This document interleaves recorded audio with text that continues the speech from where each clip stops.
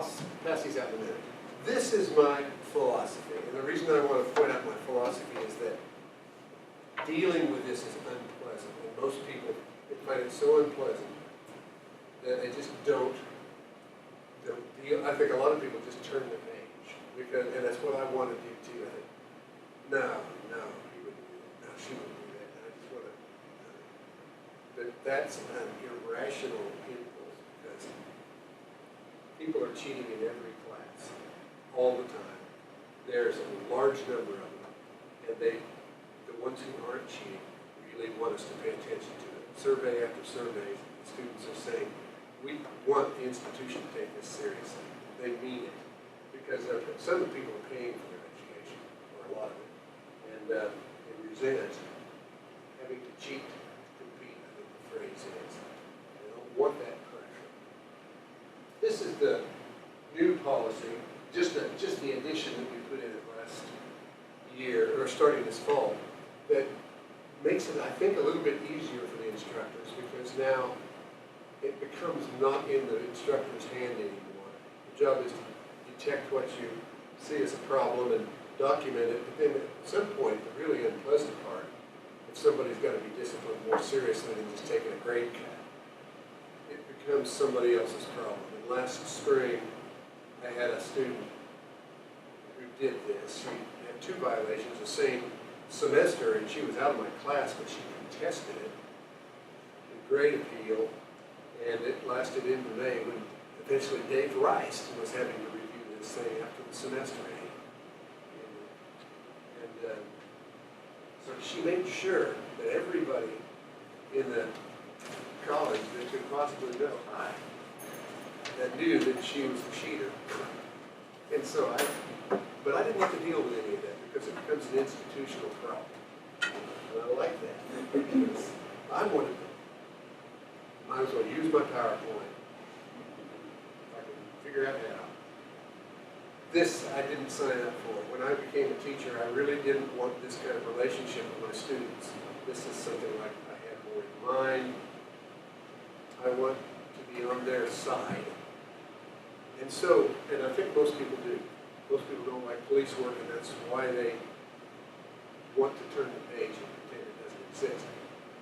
Emotionally, that's a very hard thing for me to argue with, but I have to force myself and say, no, if this is plagiarism, the student needs to learn it right now before they mess up their entire college career and before they get out of this place unable to do any of the work that they're supposed to be able to do.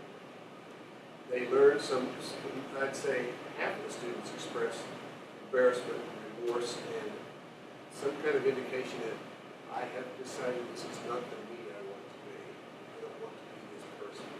And that's a learning process. It's pretty hard. It's very unpleasant to be around when people are making that. People cry, people get angry, people go into denial, lie to your face, but eventually there's probably a difference and they have to hear it. So the way to minimize it, to decriminalize it, and maintain the relationship with the students, in my experience, is to define very narrowly what plagiarism is, so that you're not treating bad scholarship as plagiarism. And plagiarism is defined as using and passing off as your own something that somebody else wrote or ideas that somebody else had. That's the only definition. It is, yeah, go ahead. It's possible to do egregious scholarship and fail to even, I'll show you some examples, fail to point out a source at all in your paper and still not be trying to fool anyone. If it's trying to fool someone, passing it off as your own is the only thing that we have to treat as wrongdoing. And even then, I recommend that you not adopt too much of a cop-like attitude. But say, see, you just can't do this. We help you see how never to let this happen again. Instead, show off your scholarship by documenting everything. A little work gets you out of this mess that you're in. So, correct scholarship, as most of you probably know, really there's 3 things that people do. If they quote something, they're supposed to put quotation marks around it. They're supposed to cite where they got it, last name of the author, what paragraph or page, and at the end they're supposed to list all those sources. that's done right. Nobody's going to doubt that that was responsible. However, it can be done really badly and still not be cheating. A disclaimer is a way of saying, I'm not trying to pass this off as my own. Marquez uses magic realism, which critics describe as indicates that somebody else said this, not me. I've seen it somewhere. Which is known as, sometimes students will say is defined as, which implies at least that they got it in a dictionary. I read somewhere, it's about as vague an attribution as you can get, but it's at least honest. This is a problem. They must think we're stupid. I always sort of thought conscience stuff made cowards of us all. That's the name. I've got stuff, the voice just changes in the middle of a sentence, and you know it does. You've seen this before. Other times it's a lot harder to hear than that. A good student will do this, and it will be very hard to hear because good students come up with brilliant ideas, and they sometimes can say it pretty well. A lot of these students are a lot sharper than I was when I was their age. But that's what we do. We'll show you in a minute. This student is not trying to fool. I read somewhere that conscience stuff made cowards of us all. That's okay, I got no trouble with that. Then I can take the student aside and say, this is really get in the habit of documenting who said this, because it's going to get you in trouble someday. Not every instructor is as precise in their definition. I actually had to, I think it was CIA, called me to look at an instructor had called something plagiarism. The source was documented, it was listed at the end, it was cited. It had quotation marks on it, I think. Maybe it didn't have quotation marks, but that was the thing. They pasted paragraphs of the source they listed in. And I said, in my opinion, it is irresponsible not to use quotation marks when you're quoting, but I would not take on the extra stress and shatter the teacher-student relationship to call that dishonest. Not if they left a trail that obvious by documenting where they stole the wording from. I don't think it's wise to take on that much. Decriminalize. Because it's the trying to pass it off as your own that's the real problem. So here's my three-step method. Ear, you can usually hear when the voice changes, figuratively speaking. Google, it's usually easy to find a source. And then if you still are in doubt, you haven't been able to find it in any text online, you still think it's impossible that the student wrote this. It might be, you can interview the student and just quiz them over their own writing. Say, tell me about this. When I was in grad school, I had to defend my master's thesis. I thought you could defend your paper. I just want you to sort of bounce back some of the ideas in the paper. Sometimes I have, once or twice, I have apologized to the student for doubting after that experience. Sometimes I have not apologized. So let's try it out. You probably don't need to go to the interview because most of the time you're going to satisfy yourself by Google. This is a piece of student text. Try your ear on this. I'll read it out loud just because we'll be on the same page, so to speak. Even though the narrator of Cathedral by Raymond Carver is not literally blind, he displays a lack of insight and self-awareness. The author's use of first-person omniscient to show the husband's blindness creates a negative feeling toward the narrator to imply that blindness is not just a physical thing. This short story is about a man is upset about the arrival of a friend of his wife's greatly because he is blind. We learn he has something towards blind people. We also become aware how his own life lacks meaning and intimacy, and see how he changes as a result of his interaction with blind men. His stubbornness could have ended his marriage or even got his wife to end her life, as she almost did in the previous marriage. Robert is a smart, compassionate man who takes the time to truly listen to others, and he sees Listening to others helps him to see them better than he could with his eyes. Now, did you hear It changed, changes in, yeah. what did you hear change? Well, to me, the first part of it was, I don't know, more professionally written. The, and had the middle part, and then it changed again, and then it changed again. Yeah, in and out Yeah. of something. Something is Well, informing and this paper. the punctuation isn't quite right. Yeah. The grammar. Plates, It sure places, is about a man who is upset. It's awkward.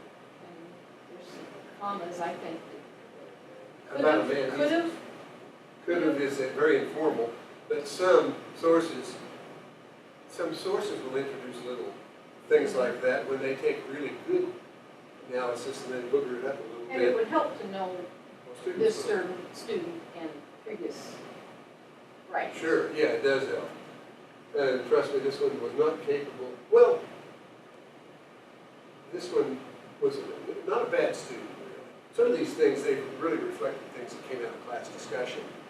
But the phrases, certain phrases, I thought, it's not likely they use that word or that phrase. Omniscient?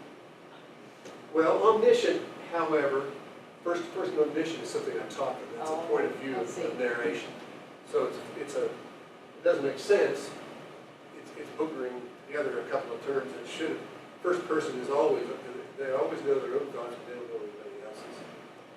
Third person can be omniscient. You can hear the dog, you can hear the man thinking, and the woman, and the parakeet, and everybody, if it's truly omniscient. Anyway, that's technicality. You hear a difference. Some phrasing is much more professional. The vocabulary is more, careful. The phrases that probably caught your ear and it caught mine displays a lack of insight and self-awareness. I thought that was pretty slick for this student.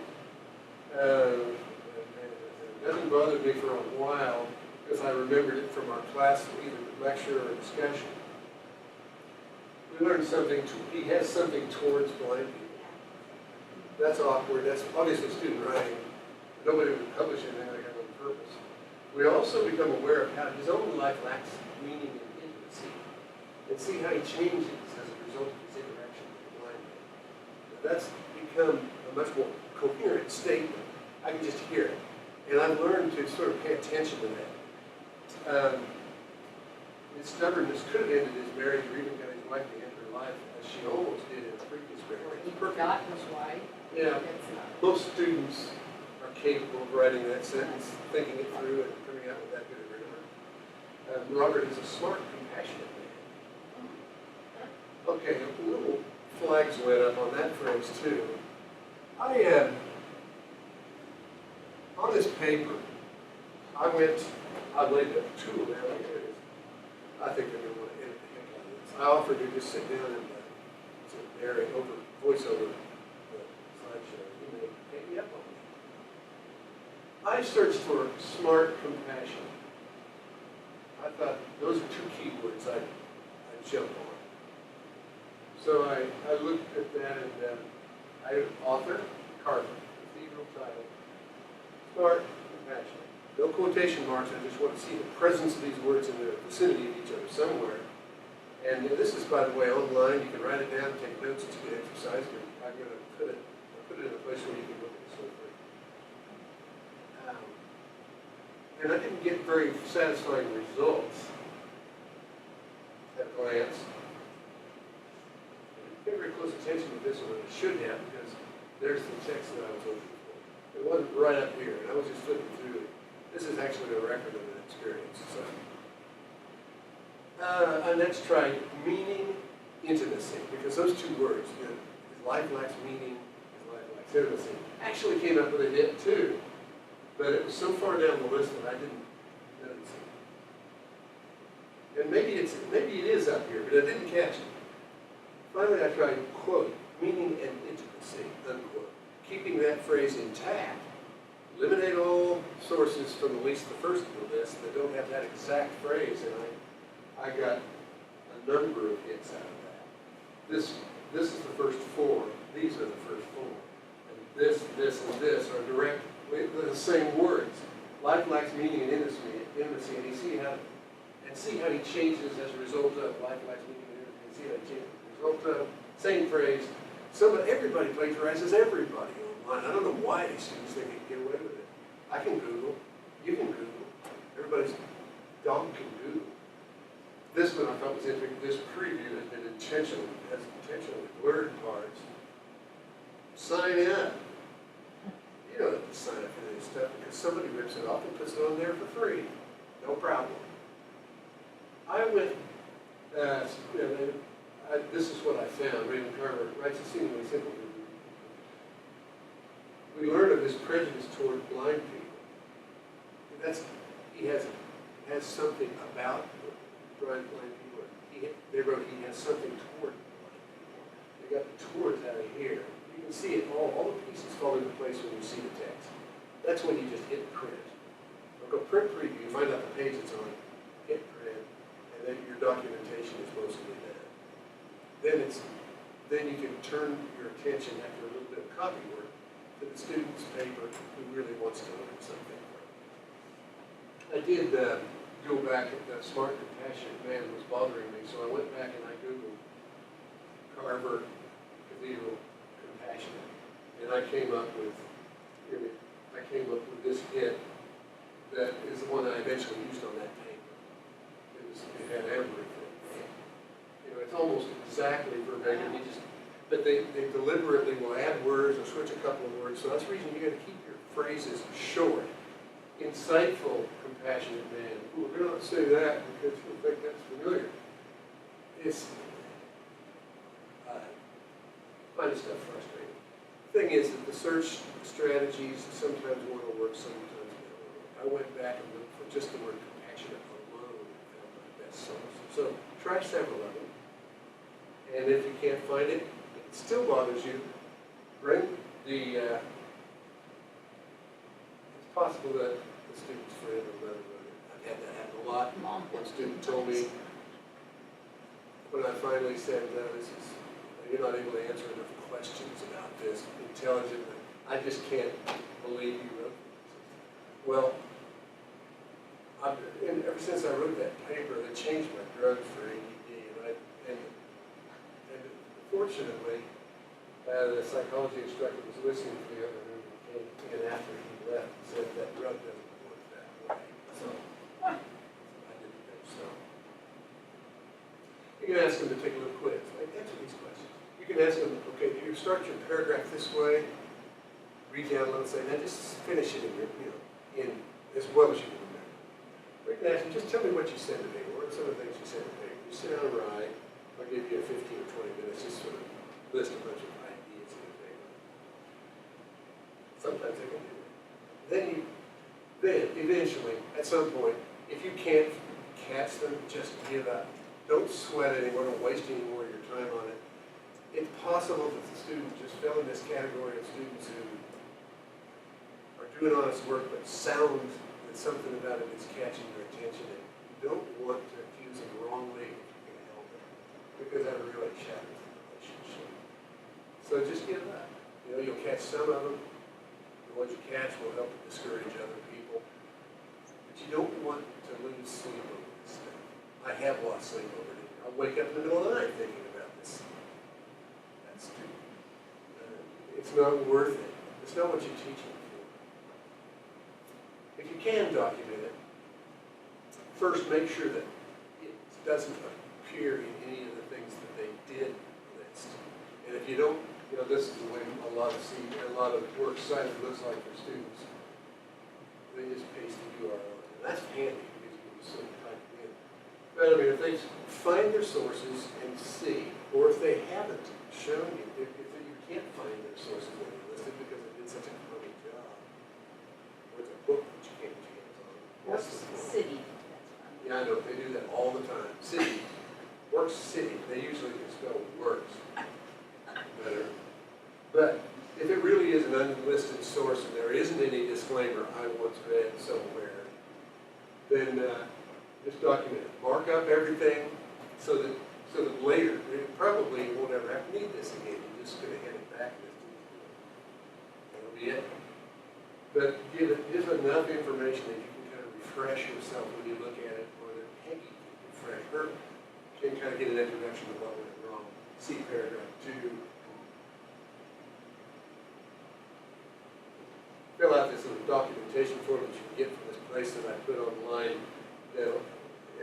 You just paste your own policy in here from your first day handout, and student name, end of the course, the project, the semester. Is this a first offense based, very marginal, or is it pretty extreme, or is it the second offense and they're out of there in my class at the second level?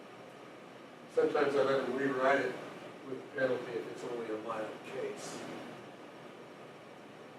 Sign it, date it, and write the advisor's name down there.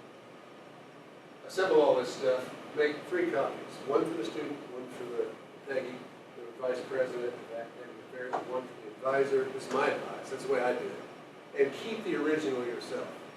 I like to have the original. It makes the students feel a little bit more pressure when they see that. Oh no, this isn't, I don't have the original back.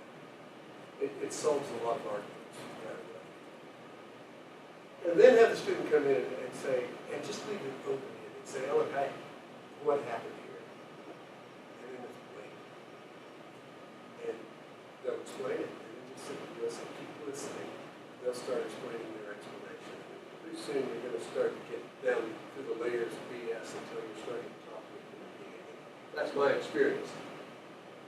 But, and I don't like this. I don't like to be this guy either, but at some point, we have to enforce this, or students will start to get the idea that it really doesn't matter, and the students who do think it matters are going to start resenting the fact that we're not taking care of it.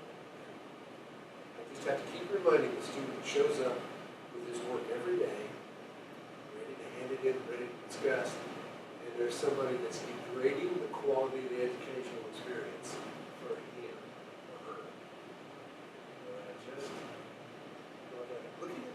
Exciting.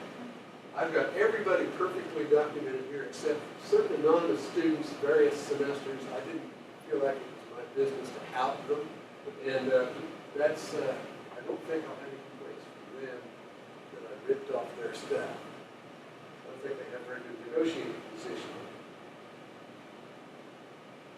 I do have this thing. I'll get it on the Highland website as soon as I can. I just have, it's kind of short notice. Say, the IT department, hey, sign up a page that has this on it. And so I did, I put it on WordPress. hccfaculty.wordpress.com will get you not there, but here. And if you go to this tab here, I have put here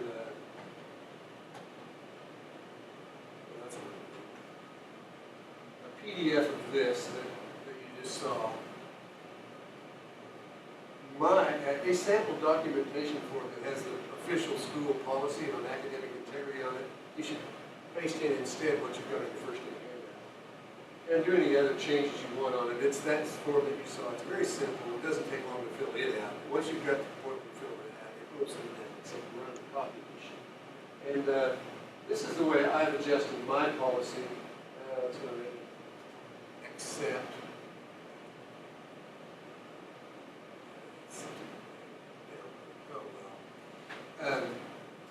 You can find those, this is what I have on mine. It's in a Word document. You can paste it in. I mean, you can copy it and use it.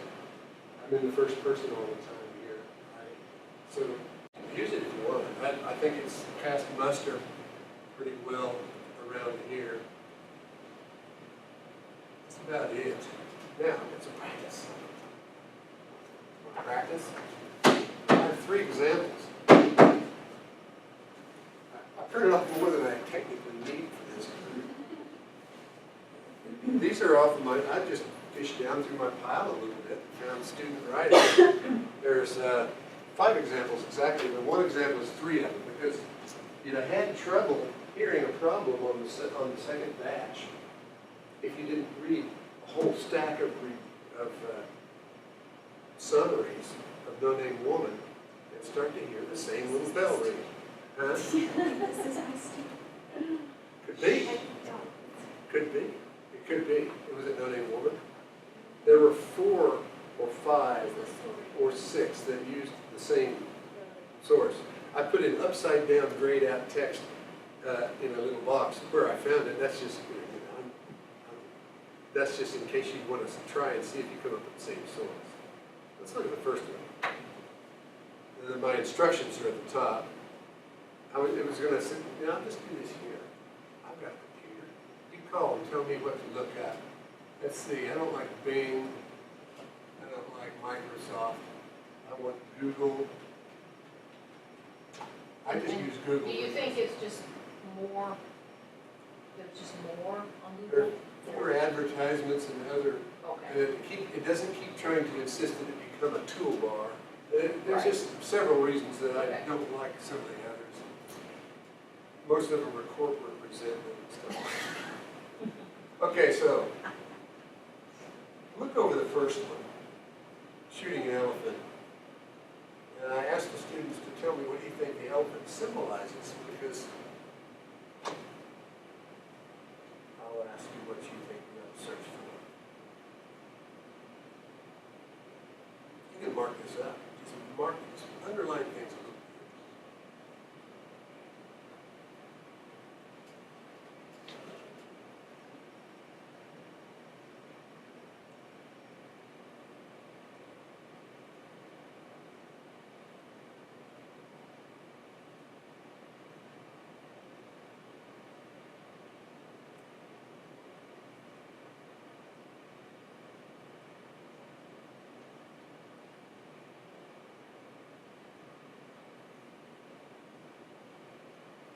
That.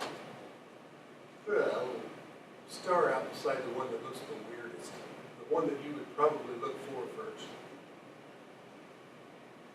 And then I'll just ask somebody to volunteer what I ought to type in this thing. I'm going to put the word Orwell, because that's who wrote it.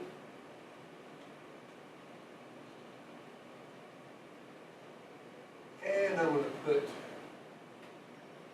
a keyword from the title, which is going to have to be elephant, right? And I'm going to put something else. It wouldn't surprise me to look up here and see part of it right in one of these little text summaries here, but really it'll get closer to it if we put an important word or phrase. What do you think? Anybody?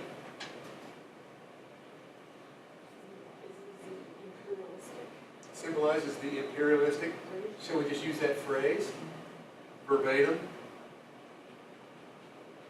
I didn't take typing in high school, but in that sense. Don't put words in a quote phrase or really anywhere in the search string like don't put too many function words unless it's part of an essential phrase like this. And don't put too long a quote unless you're pretty sure they haven't monkeyed with leaving one word out or adding a word or something.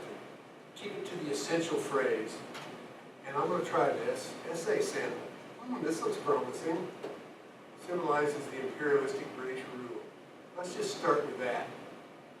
Open in a new tab. So I don't lose my searching. And it's probably loading a bunch of advertisements. You know, it makes me a little sad to think that students feel like this is the correct way to do their work. I'm going to do Control F. Symbolizes the imperialistic British rule. The huge size represents power that was assumed unstoppable. That's not very good language, but it's remarkably similar. The elephant's death and the head shows the falling another hand on people in the text. Power over the elephant's death.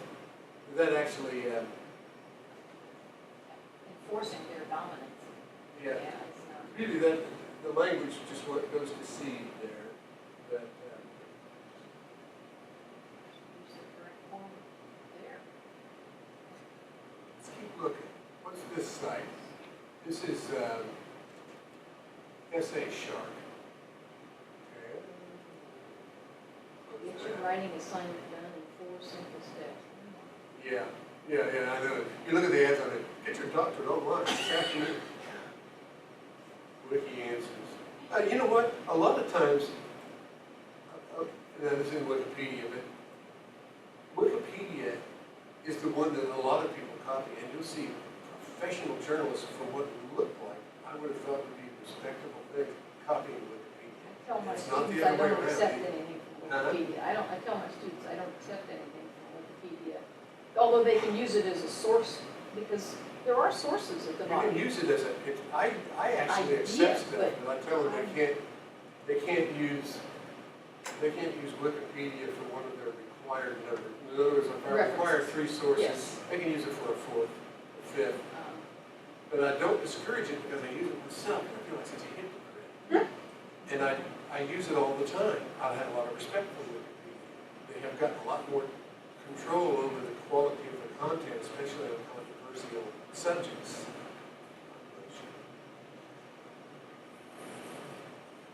Well, it's too much trouble. I don't spend as much time with it, and I'm sure they're counting. Here's answers.com. Once again, I'm going to search for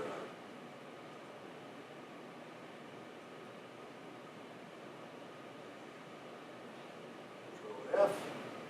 Wait a minute, was I here already? Must have been. Yeah. Right click, open a new tab.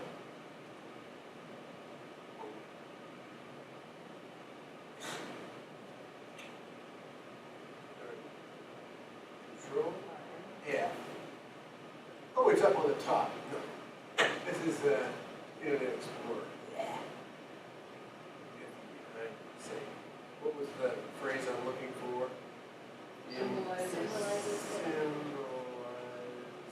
the imperialistic. Man, it's hard to read this stuff on this crap. Death of Orwell's hand shows the fall of the British Empire at the hands of its own In the hands of its own people, that's right. officials and so that's how I documented it. I said, Shows the most of fall. the sentence, and then I corrected it for the officials, quotation marks, I said, see. I don't know if that's not the one I said. It's the other. And that's cha-cha.com, and that's what's written in that thing upside down. Yep. Now, look at this next one. That'll be it. This next one is 3 students writing about living woman. Read it and then see what you perceive as what they hold in common. Oh, these are 3 different people. 3 different students Okay. writing the same passage, basically. See if you can tell how to recognize.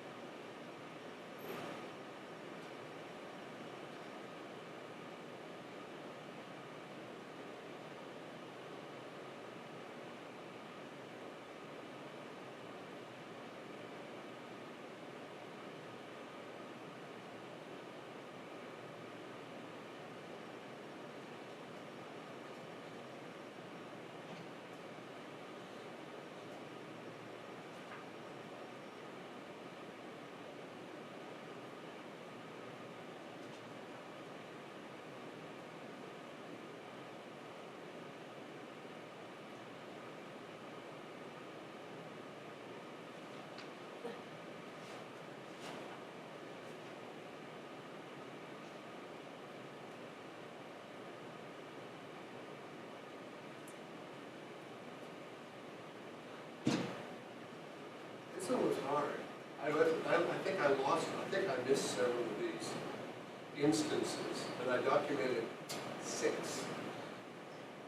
That was a real gold mine if you want to look at it that way. But I was so disgusted because, I don't know. So what do you think? What is it that, what do you search for? When you've read 3 or 4 papers that have the same phrase, or if you read 2 of them, you notice that's interesting. And it would help you if you had read the original story. Yeah. Because some of these things are almost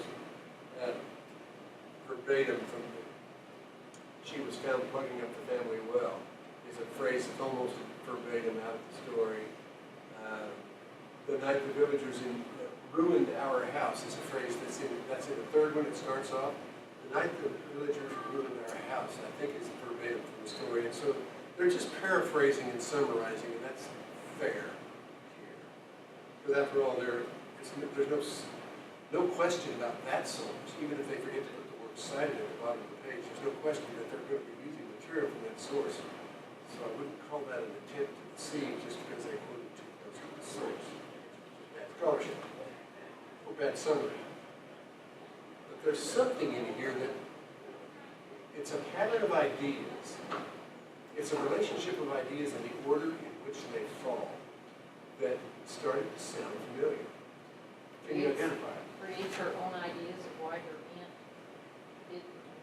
Creates her own ideas. Let's just look for that phrase, because I think we might find it. I can't remember today. The other one says comes up with her own ideas. Okay, then, Maybe okay. her own ideas. So let's take her own ideas and let's change Orwell and the elephant to Kingston. See, I should have taken it typing. I don't know how I got out of high school without it. And I'm going to say no name in quotes because I want that phrase. I don't think no name or woman would really distinguish a title. No name would. Oops. Backslashes are not important. I think Google ignores them. Response paper. No. Her own ideas, no. Her own ideas.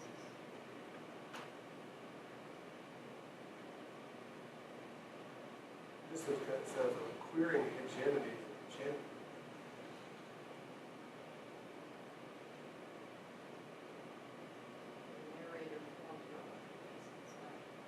I'm going to cheat here and look at where I found it. Spark. Yeah, let's try shame to her family. Yeah, it says spark notes. You cheated.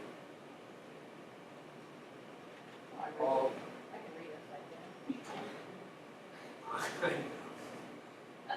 That's because you're so upside down. That's what I mean. Actually, I believe disgrace is the word that the original uses. And one of them says disgrace to her family, right?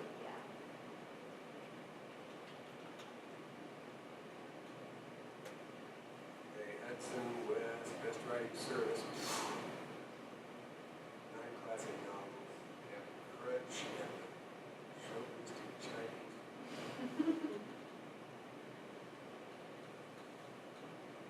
I feel that she was a disgrace. She was the one that brought disgrace. Let's just apply term paper. But this one probably won't show us the whole thing.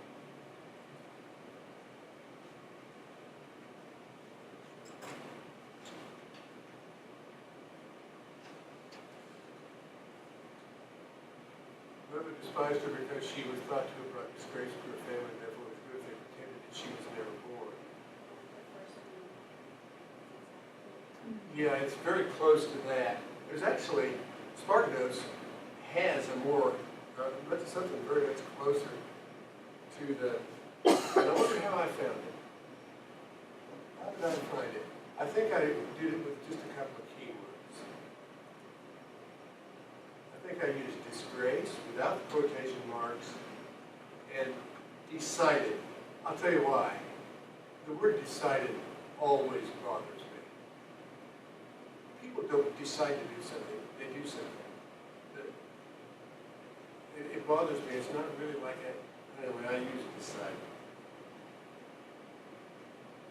Like we decided to go to town. We went to town. Yeah, that's a little cross in my heart. All right, notes. The Woman Warrior, Chapter 1. Open a new tab. Control F. They all did use the word decide, all three of them. Well, maybe that's it. If they said decided to pretend that she never Decided born. to act. Two said decided to pretend. One said decided to act. And here we come up with this. The night the baby was born, the villagers raided and destroyed the family house, and the woman gave birth in a pigsty. The next morning, the mother found her sister-in-law and the baby playing up the well. This is fairly close to the story. it wouldn't have done anything to my imagination at that point. The woman had brought such a disgrace upon her family that they decided to pretend that she had never been born. That's interpretive. It's an intelligent interpretation, but it's not really what the story says. It's what you infer when you read it. You must not tell your father I told you this. It's as if she'd never been born. It isn't, we decided to tell everybody because of the disgrace. There's an inference there that isn't in the original story. So they were just supposed to give you a summary of the essay. Right. Okay. Then down a little, because Kingston cannot ask about her unnamed aunt, who is referred to only as the unnamed woman, she invents her own fantasies about why her aunt gave in to her forbidden Right. So you're starting to hear some of the same phrases. When I saw that, then I could relax a little. Okay, I have to go back through this pile of papers and find everyone that uses this pattern of thought. It's first disgrace, deciding to pretend she's never been born, cannot ask further details about the aunt, therefore I'm going to invent my own fantasies. Those four ideas in sequence are a pretty good summary, but I wouldn't have expected two students to use it just like that. That's not 6 or 8 or 10. So did any of these students give reference or citation sites?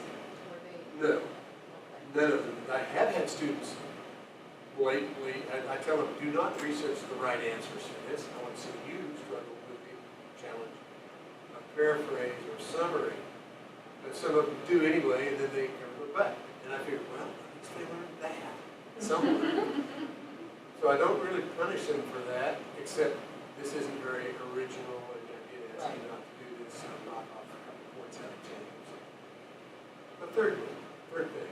I have a question. Yes, go ahead. So for the first example versus the second example that we talked about, which is worse to you? Like Which one of the two bothers me the most? Yeah, I mean, Or 'cause one of the things up here is like extended plagiarism. So I'm just like, what do you consider more Egregious. Yeah. I don't actually consider that, because they're so linked with the intelligence of the student, what they're capable of. A really smart student can mask it so well that it shows a certain amount of skill and interpretation. If they just document it, it would be something they could be proud of. Interpretive analysis and building on that. But what they're trying to do is to pretend that they had thoughts that they didn't have. So I guess what's most egregious is when it's obviously a skillful student who is being lazy instead of a student who's struggling and thinks this is the only way I can do my work. That breaks my heart. I still have to treat it the same way, but I have to admit I like the student a little bit more after that, and I think I'm able to build trust with a student like that quickly afterwards. And the one who last spring who did the grade challenge and who told me to my face, I didn't cheat on this. I did not do this. She stared at me. And I said, is this your report? Because there's nobody in this room but us. Nobody's in here. You know I know. She just kept, and then she said, sure, thank you as well. Yeah, I don't like her. I tried to, but I can't. She's still here. I see her around campus. I don't like that either. That. You want to do the third one? Or take off this thing? I'd be glad to. How do you? I don't. I teach an online class. You what? I teach an online class, and I'm not the teacher. I do what I do, and I hope to impart Well, some that of really that. sounds like what I want teachers to do. So when I can't do face-to-face. My students might be. I know, it's a special problem. And all I know is it's much easier for them to do the type of plagiarism where somebody else is writing their paper for them. Yes. And you're going to have to, and you can't even do an interview and really feel sure that that's who's actually doing No. the keyboard. Or even if I call them, you know. If you could Skype, whatever it is, Skype or whatever software face-to-face is in, and you don't know if somebody is over there whispering to them, but you can tell whether there's a delay in their answers. You can have a conversation with them, but I think you have to figure out a way to have a front-to-front, face-to-face conversation with them if you suspect that they're not writing their stuff. I can tell, But I don't know how you'd you suspect. know, because they have postings that, well, if they're doing the work, if they're the ones doing the work, which I don't have any reason to believe in any of the classes I've taught that that wasn't the person. But they have to post their thoughts on something, and then you respond. Everybody has to respond to at least 2 or 1 or whatever the particular assignment is. And if you read the responses, because they're usually, the responses don't have to be very long, but they are supposed to add something to the, not just, that was really interesting, I had never thought of that before, you know. But then, and I see that, and then I see a paper that is so different from what they've done during their postings. Yeah. I see similarities, but then it's like, there's no way, and they didn't cite it. So I guess I just say, Do you ever you know, find stuff online like he was saying? well, I Do can you find it find- out of the book sometimes. Yeah. You know, like, Normally, you like- really need to cite, you know, and I tell them that, but I don't know, it's just, it's Oh, well, frustrating. don't feel lonely there. I mean, I just, it's amazing what they don't get that you tell them. The lecture is really an ineffective thing unless people are taking notes. I'm, you know, doing the rest of the world, picking up what I'm saying, it seems like. But students really, by and large, they don't get it if you tell them. I think it's 3%, something like that, retention of what you say in the lecture, unless they're taking notes. And I'll tell you what, in my experience as a college student, way back when, Yeah. as a high school student and as a college student, I never learned APA, which is what I know now, but when I started, I never learned it. I never had anybody along that way. I innately knew it, but I never had anybody tell me or grade me down for fudging a Well, these sentence students, or fudging anything like that. oh, really? Never. Well, And- because they trusted you. And I'm not saying that was a mistake, but No, I do think but it's it a wasn't- mistake. I don't remember it ever being brought up. Well, maybe it wasn't. These students have been exposed to it. It's very unusual now that people aren't taught, that students don't get some emphasis in this, but a lot of them simply, it beats up and rolls off of them like water off a duck's back. They just are, they learn how to pretend to fake attention. The student says, the student didn't pick up any of these, any of this stuff. I tell my students this, you know the old journalistic thing, who, what, when, where, why? I did. Why or how. I just switch the where and the when. I usually say who, what, when, where. I tell them who, what, where, but I try to spell it. When, skip the why and just go to the how. That is the essence of an MLA Okay. works cited. George Orwell wrote, Shooting an Elephant, and I found it in the Bedford Reader, 12th edition, which was published 7 cents a day, print, web, or whatever. You know, that 95% of the necessary citations will cover it. And I finally just figured this out this year, and I'm trying to kind of tell the students, use that one, who, what, where, when, how. And maybe they can remember that. I'm trying to find a mnemonic device that actually makes it, if I can find a way to make a picture out of it, I will. That, though, ineptness at documentation makes them really bad students. But cheating, not putting that because you're trying to cover your tracks, it's a character issue. And people have to change their character. People learn what's right and wrong by making mistakes. I did. everybody did.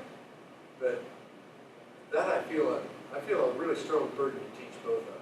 I'm really signed up to teach people how to write and document stuff well, but I find myself having to do this other stuff too. Well, I never could. I think the general answer to your question is, statistically, it's certain that people are cheating in your class just like they're cheating in everybody else's. It's not that they're taking advantage of you, it's never And personal. maybe I need to state that it is cheating. I haven't said that in so many words. Well, Plagiarism is cheating, yeah. But period. it's true that other students, like if other students are noticing that, Yeah. they get really mad. Yes, Because why I've had wouldn't you? students email me and be like, this student keeps saying the same thing I'm saying. It's like, you know, they're stealing their posts or whatever, and why aren't you doing anything about it? I have Well, mine set so that their posts, they can't read anybody else's posts until they post their own. Because that's difficult, But they can go back and change their posts probably. you know, You can edit your posts. I don't think so. You can't unless you have certain privileges. Right. If you're on like a author or contributor or something like that, if you're just a viewer, I don't know how it works. I usually read. Wait a minute, I'm thinking WordPress.